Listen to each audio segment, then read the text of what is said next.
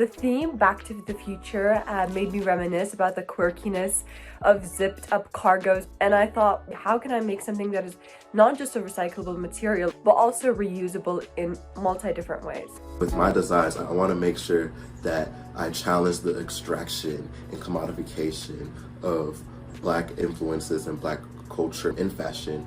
That is the way that I wanted to reconstruct how we look through time and how we look through periods in the past. For my design, I was really spoken to by the idea of creating clothing without seams. I tried to use like a relatively timeless silhouette, and I also wanted to make my piece modular so that it could change with time and changing tastes. I began my design process with a look at genderless and gender alternative fashion. For example, I really admired the design values of Palomo and Ludovic de Saint-Sernin. These designs are inspired by queer fashion and by bringing together elements of the masculine and feminine.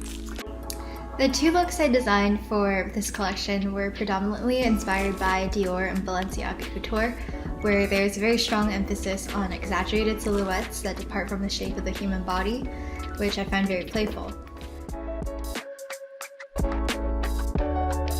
All of my pieces were very heavily inspired by 1960s kind of twiggy fashion and a lot of the geometry kind of shapeism that's very true of that era, more particularly in the patterns and the silhouettes of also the 1940s.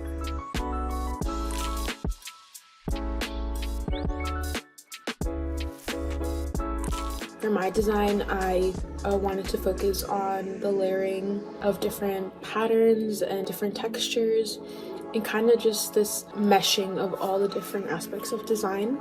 My fashion designs were inspired by nature, specifically mushrooms.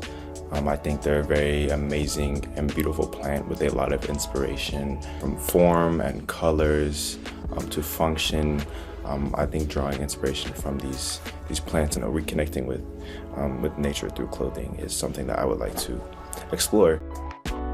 For our cohort, Back to the Future as a theme has meant reconstructing a look without size, without season, without gender, and this was a really, really awesome concept to work with, and it was also a really fun mood board to work with. My conceptual approach to the prompt Back to the Future considered the future florality as technology and artifice replace natural spaces. I imagined a robotic model dressed in floral tops that evokes a sort of nostalgic vision of the past, with each look reflecting a flower that has since disappeared.